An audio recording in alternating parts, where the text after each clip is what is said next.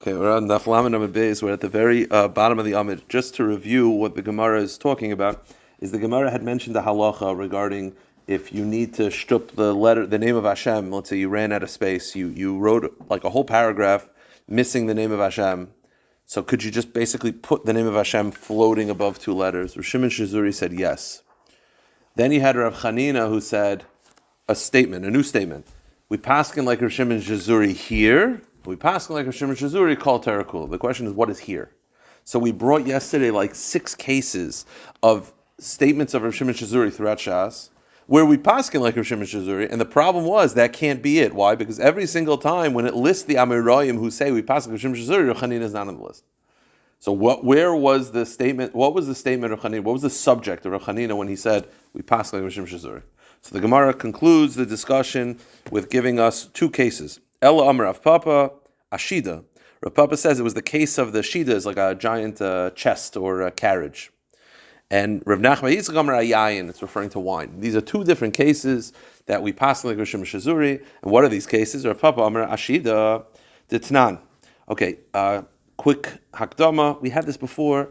For a wood utensil to be makabel tuma, it has to be able to be moved. If it's stationary, or it's so heavy when filled that it's not movable, it's not makabel tuma. So what's the definition of something that's so heavy? What's the poundage? What's the weight that it's so heavy you can't move it? Again, if it cannot be moved, if you have a chest that's mamish, like the size of a building, it's made of wood, it's not makabel tuma because it's not movable. What's the size? If it could hold 40 saw of liquid, too much. 40 saw is too big. And by solids, it's I think 60 saw. But let's go with liquids. If it could hold 40 saw of liquid, it's too big. It's not movable. Here's the question. So obviously, if it's just like a hollow box, you could fill it with 40 saw. But the question is, does the 40 saw, when you're trying, let's say 40 saw is 200 pounds. Let's just say it's 200 pounds. Does that count the wood? Is that the inside is able to hold that weight? Do you count the contents? Meaning, if you count the wood itself, that would mean that you do displacement to figure out what is the weight of the wood. Let's say the wood is the equivalent of 5 saw. So then, if it holds 35 saw, it's too heavy because 35 saw of the contents plus 5 saw of the wood material, it's now hits 40 saw, it's not makabel tuma. So that's the discussion we're dealing with. Is the 40 saw, how do you measure the 40 saw? How do you calculate the 40 saw? Where if it holds 40 saw, it's too big and it's not makabel tuma. So it says in the Mishnah, the Mishnah says in Kalim, Hashida Beishamei Oymen Nimdedis Mibifnim. Beishamei says you don't deal with the wood, you only deal with the inner pocket, the inner cavity. If the inner cavity can hold 40 saw, it's not makabel tuma. If it cannot, it is. You don't care. I don't care about the thickness. I don't care about the walls. I don't care about the legs. I don't care. Just the inside cavity. Beis Hillel says no. Beis Hillel says no. You count the wood also, meaning you do displacement to figure out the weight of the actual box itself, and then you calculate that towards the 40 saw. I don't know practically how you do this from a mathematical perspective, but even Beis Hillel, who says that you count the content of the wood, does not count the feet. So if let's say it has legs, it's got 4 legs sticking out, you don't count those legs towards the weight. Again, I don't know how I guess you figure out the weight, you pull off one of the legs, you do displacement of one of the legs, times it by 4, minus that from the displacement of the entire cage, the entire box. Oh, I don't. I'm telling you how to do it from a mathematical perspective. I'm not saying you have to. I'm saying that I don't know. Ask AI how to figure it out. But that was. The question is, why is the sheet that holds that you? I don't know. There's a sugyas and kalim. There's not a gale, so it's just. It says the Mishnah. Rav Yossi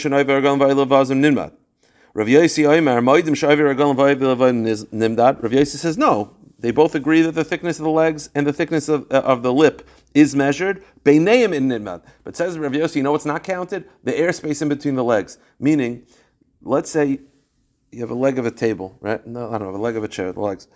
You count the legs.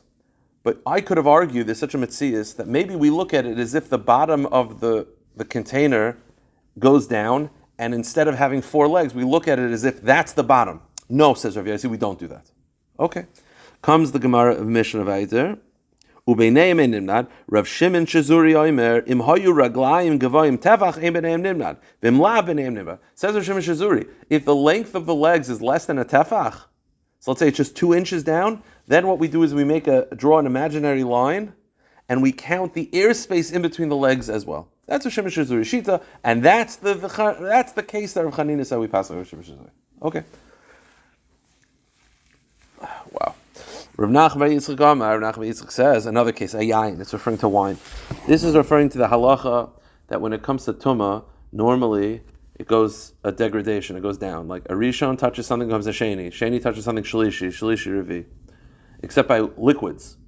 Chazal made it that if a liquid becomes tameh, it automatically becomes a rishon. So if a sheni touches a liquid, the liquid becomes a rishon. That's one of the takanas of Yud Chazdavar in the beginning of Shabbos. Here's the question: what's a liquid? Again, if it touches a solid, let's say a sheni touches an apple, the apple's a shlishi. But the sheni touches a cup of water, touches the water's a rishon. So the question is, what's a liquid? Is honey a liquid? It's viscous. So is it a food? Is it a solid? Is it a liquid? So says the Mishnah, Titnan, Rav Meir Oimer, Shemen Tchila La'olam. Rav Meir says, Shemen is considered olive oil is a rishon. Meaning olive oil is a liquid. Even though, and by the way, Taisa says that means that even when it congeals and hardens, it's still a liquid. The Chachamim Oimrim, Afa Dvash. The Chachamim say, even honey. We're going to add honey to the list, because honey is even thicker. And then Rav Shimon Shazuri Oimer, Afa Yayin, even wine. Now, by the way, it's a little bit strange. So honey, was it oil? Yeah. I'll raise you honey, which is even thicker. I'll raise you wine. Wine is not super thick. It doesn't make any sense. So says the Gemara. No. I'm not. This is the Gemara's kash. Wine is not going to be thicker than honey. Wait a minute. So he's saying Rav Shimon Shazuri says, I'll add wine. So that means that the Tanakama believes that wine is not a liquid. Rav Shimon Shazuri is the only one who comes in and says wine's a liquid. It doesn't make any sense. If honey's a liquid, wine's a liquid. So it says the Gemara, Eimar Rav Shimon Shazuri Amar Yayin. No, Rav Shimon Shazuri disagrees with them. Only wine. Rav Shimon Shazuri holds that only wine is a liquid, not honey and not oil. And that's the Rav Shimon Shazuri that we paskin like. Very good. So the Gemara says like this. We said yesterday, the Rav Chanina Shita was that we paskin like Rav Shimon Shazuri here, and in Kolat and in all Mishnayos we paskin like Rav Shimon Shazuri. Let me ask you a question. What if Rav Shimon Shazuri had a Shita and a Brisa? Do we paskin that way as well? We said we paskin Rav Shimon Shazuri Kol Tarakula. Does that mean every time Rav Shimon Shazuri said his Shita, or only when Rav Shimon Shazuri said it in Mishnayos? That's the Gemara's kasha. So the Gemara says the following case. Tanya is a Brisa. The Gemara is going to conclude that if we pass on Rav Shimon Shazuri, we pass on Rav Shimon Shazuri. So yes, but we'll get there. Brisa is as follows. Amr Rav Shimon Shazuri. Pam achas nisarevli tevel b'chulin. Okay, let me sort of say the case outside. What he had is like this. Normally, you have a group of 10 apples. Okay, Meiser was not separated on any of it. It's all tevel. You take one apple and you fix it. Whatever the ratio. I don't care. 10, 1 apple, 100 apples, 20 apples. You take Meiser from the mixture because each apple is tevel. Each apple has not had Trumas Meiser separated from it. You have a group of those apples. You take one, it fixes the bunch. That's Trumas and Meisers. Good. Over here what you had is like this. You have a group of apples that have already been fixed for Trumas and Meisers. They're already fixed. Then I have an apple of Tevel that fell in. See, here's the issue. Now, Min HaTorah, it's Batal B'Roiv, right? So that means the whole thing is Batal. The Tevel, which is the apple that Trumas and Meisers was not separated in, fell in the 50 apples. So you now have 49 apples. Make it easy. I have 49 apples that have already been separated from Trumas and Meisers. I have one apple of Tevel that falls in.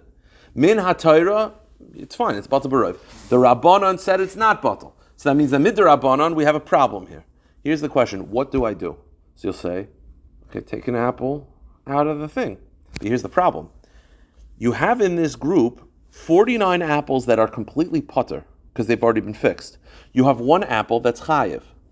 You cannot take a putter apple and have it be the Trumas and Meisus for the chayiv apple. What Trumas and Meisus has to be that what you're taking is the one item that you're taking is the same level of chayiv as the group. But over here you have 49 apples that are already fixed. And if you potentially take one of those apples out, what do you want it to say? It should be Trumas and Meisus for that? How? You can't take ptur on a chayiv. So what do you do here? So says the Gemara, comes to Shimon Shizuri, Pamachas asar b'li tav b'chulin, Basi shalters of Tarfin. Shimon Shizuri said, I asked of Tarfin what to do. V'amarli, leich kachloch min ashuk, v'asurlov. Here's the story. Go to the store, buy, 20 apples, whatever, I don't care the ratio. Buy some apples from the store. Those apples, see, this first mixture is chayiv derabanan. You have a derabanan problem, right? Because it's batal barov doraisa. So you have a derabanan issue. You can't. The derabanan issue is that it's not batal. It's not batal min derabanan. It's batal min atar. It's not batal min derabanan. So you have a because Chazal made it that 1 in 50 is not batal when it comes to Trumas Maisis. Whatever, Trumas Maisis is not batal. Derabanan, there are ratios. This is not batal. So it's not batal. So you can't. I have a rabbinic issue. Go to the store, buy demai. Demai were apples where the store owners are Amaratzim.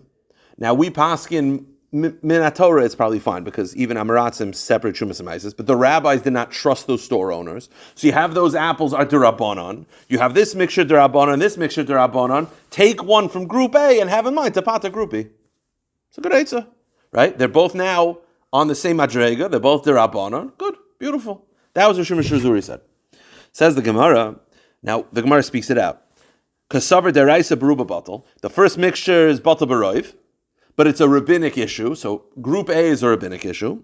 Veroiv amayaretz ma'isernhein, and Group B is also a rabbinic issue. Why? Because most amaratzim do separate chumas and ma'aser. So when you go to the store and you buy from an amaretz, it's min ha'torah fine. It's a rabbinic issue. Rabbinic, one for the other. Perfect. That's a Shimon Shizuri shita. Now, but the Gemara. But by the way, the reason why we're quoting this halacha is because this is Rav Shimon Shizuri in a brisa, and the question is, do we pass Rav Shimon Shizuri in a brisa as well? But this is the halacha. Now, the Gemara has a quick question. You're looking for rabbinic issues, right? I need a rabbinic trumas amaisis because I have a rabbinic A. I need another rabbinic so I can fix it. So the eitzah was go to the store. I have another eitzah. Why not go to a guy? The Gemara assumes that when goyim buy land, it means that min haTorah, the chiyuv trumas ma'aser goes away because the purchase of the guy is a biblically endorsed purchase, which means it's not chayiv and trumas ma'aser anymore, but it's rabbinically chayiv. So instead of going to Amaretz, just go to a guy, buy from the fruit market from a guy, and that also is chiyuv trumas ma'aser derabbanan. Why did Rav Tarfon not give that eitzah? That sounds easier. Does that mean? I don't know. It's just another option. Why was it not mentioned? No. Why was it not mentioned? So says the Gemara, so the answer is like this. Rav Tarfon held that goyim, when they purchase land, it's not biblically recognized, which means it's chayiv d'oraisa. So you can't do that because we're looking for the two piles to be on the same madrega. Pile A is chayiv d'Rabbanan. If you go to the store, according to Rav Tarfon, and you buy fruit from a guy, which means, when I say fruit by a guy, that means that the guy grew it on his land in Eretz Yisrael. Rav Tarfon actually held that that's chayiv d'oraisa. So the Gemara says, "Kasavar ein kin levichav meretz Yisrael afkim day meiser v'havli min achiva al ptur," and that's one's chayiv d'oraisa and one's chayiv d'Rabbanan, and therefore it doesn't work. That's the first version. The Gemara actually has the opposite version, which is Rav Tarfon told him to go to a guy instead of buying from an amaretz. And it says the Gemara, some say actually Rav Tarfon told him to buy from a guy. Why? Because according to this version, Rav Tarfon Taka held that if a guy owns property, it's not chayiv d'oraisa, it's only chayiv d'Rabbanan. So why? It says the Gemara. So according to this version, according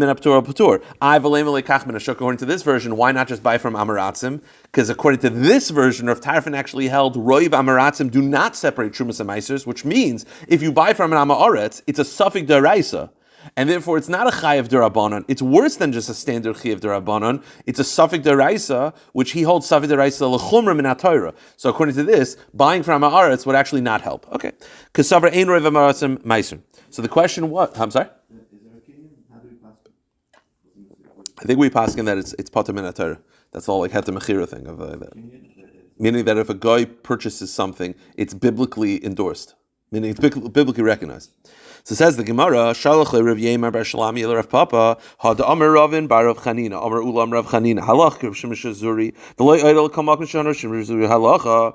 When we had this statement yesterday that we always pass on like Rav Shimon Shazuri, af ben Nisarav li tava b'chulin, was it on this halacha as well? Meaning this halacha is a brisa. When we said that we always pass on like Rav Shimon Shazuri, was that only on Mishnayos or in brises as well? So Amar lei by brises as well, yeah. We'll see the difference. The Gemara says Rav Ashi was more, instead of just answering, Rav Ashi was a little like shocked by the question. We said we passed on the Rav Shimon Shazuri, but kol hatayr kula, kol makim halacha kemaisai. Why would you think Mishnayos? Amar Rav Ashi, Amar le Marzucha kasha bi Rav Chanina Masura. Rav Chanina Masura didn't understand the question. Pshita, go to the next page. Mika Amar Mishnah Seinu, kol makim Shoshana Kamer. It never said that we pass like Rav Shimon Shazuri Mishnayos. We pass like Rav Shimon Shazuri. So what's the difference? It's the same Rav Shimon Shazuri. Good. From here until the end of the Amid, very quick, and it's very interesting, and it's regarding back to Safras, back to Stam. Amr of Ziri, Amr of Chanan, Amr Rav, Kara haba b'shnei shitin. Okay, you have to picture this. You have a Sefer Torah, a rip starts at the bottom, and it goes up. Now, it doesn't touch a letter, but in between two words, there's a tear, and it goes up 2 lines. So, like, think you picture, like the book, the lines. It goes up 2 lines. The halacha is, Karaba b'sheshitim yitvar. You're allowed to repair it. But shalosh al yitvar. But if it goes up 3 lines, again, it's not touching a letter. It's in between words. But there's a tear up 3 lines. You can't fix it anymore. Why? Because once it's up 3 lines, that's a big tear, and the repair would look Frankensteinish, and it's not bakavadik to have a Sefer Torah that has a giant patch, to have a sewed up patch. By the way, according to the Rush, what you are allowed to do is you're allowed to put a patch behind it, glue a patch behind it, but to sew it where people are going to see the stitching in the ksav and 3 lines, that's already the patch, yes, but not the again, not nowadays. Baruch Hashem, nowadays we have high quality stuff. But yeah, you could find in the older Sefer Torah sometimes patches. So the Gemara says, but 3 lines you don't repair, because again, it's not going to look nice. Amr le Rabba zuti le Rav Ashi hachi Amr Rav Yirmiyah b'difnim shud Rava hadamrim mishal shal yitvar loy Amr el batika. He says the truth is, when we said that you don't repair a tear of 3 lines, that's only on an old Sefer Torah, because then you'll really be able to see the stitching. Aval bechadita, but in a new parchment, less lanba, it's fine, because a new parchment, apparently you won't see the stitching as much. Says the Gemara, the truth is, it's not old and new. The Gemara actually says it really doesn't matter whether it's new or old. It has to do with whether it was treated with gallnut juice. If it's untreated, it's very white. You won't see the patching as much, the stitching. But apparently, if it was treated with gallnut, it's darker, and then you'll see the lighter stitching, and then it'll be clear. Okay. Says the Gemara, but even when you repair it, let's say it's 2 lines, you should use sinews. Avol begrodin law. You're not allowed to use thread. Meaning, the same way you have to use sinews to sew up the original cloth, you have to use sinews to fix up the repair. Says the Gemara Vayter, Boy Rav Yehuda bar Abba, bein daf ledaf. Here's the shaila. We have this rule of 2 and 3 lines. That's in the actual column where the words are. What if it's in between columns? Maybe if it's in between columns, there could be a bigger tear, because, who cares? It's not like it's not in your face. It's in between the columns. Maybe in between the columns, it could be a bigger tear. Question number 2, bein shita l'shita, mai. What if it's a horizontal tear? Meaning, it's not vertical, where that we know the rules of 2 or 3 lines. It's horizontal. It's somehow in between the 2 lines. You have a horizontal tear. The question is, by a horizontal tear, maybe there's different rules, because that's mamish in the actual paragraph. Maybe even a tiny tear is a problem if it's horizontal in between the lines. And the Gemara says, Teiku, we're not sure. Amrav Ziri, Amrav Chanan, Amarav. Yeah, just there's a tear in between the 2 lines. Amr of Ziri, Amr of Chanan, Amr Rav, mezuzah shekasva shtayim. If you have a mezuzah that you write 2 words on a line, so it's just massive. You're just a massive mezuzah, just Vayidaber Hashem El Moshe. Mamish 2 words on a line. That's kosher. It's technically kosher. Ibailuhu. Here's the shaila.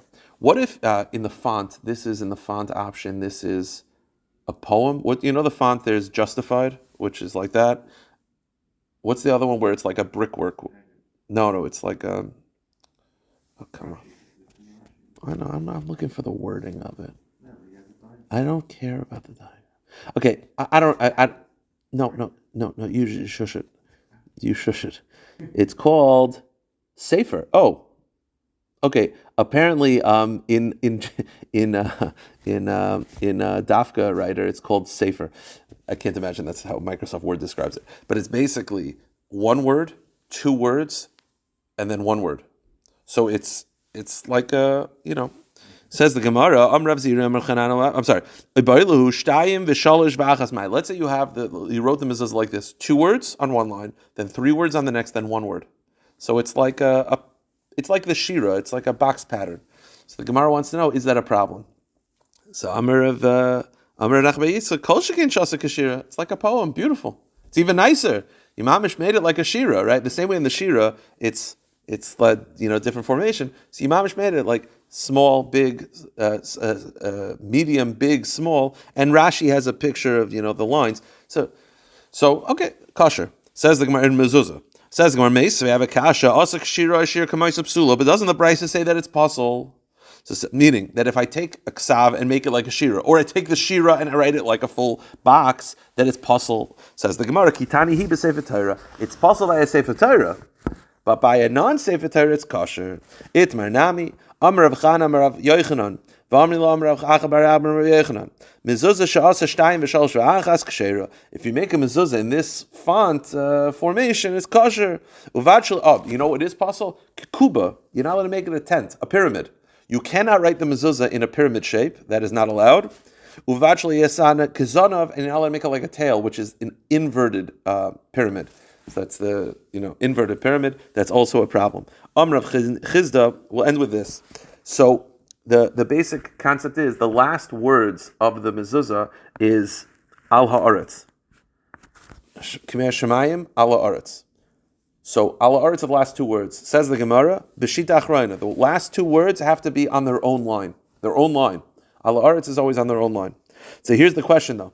The two words before al haaretz is kigoiva shemayim al haaretz. Okay, so the last two words al haaretz. Just look at my fingers for a second. Al haaretz is going to be the last two lines, two words.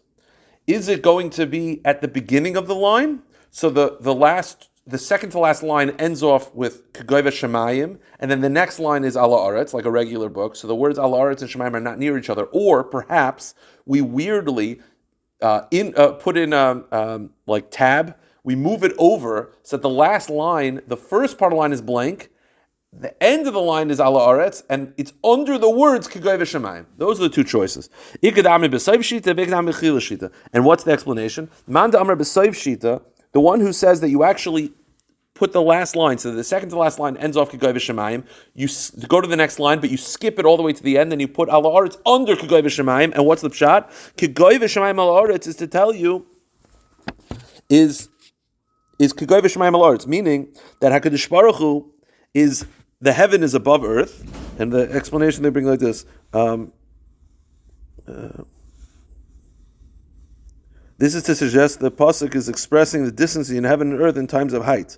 According to this configuration, when the verse in the mezuzah says your days will be prolonged, that just as the heaven is higher, meaning kigoy v'shamayim, and then you skip and you put ala aretz, and just like the shamayim is above aretz, it's so much higher above aretz, you'll have such arichas yamim. That's the end of mezuzah. And Umanda Amar B'tchila Shita, but the actual one who says the opposite, that it should be at the beginning of the line, so Shemayim and Aretz are not near each other. It's Kehechi Dim Merchaki Shemayim v'Aretz. It's to say that just as Shemayim v'Aretz is so far away from each other, that way you'll have Arichas Yamim as well. All right, we'll stop there.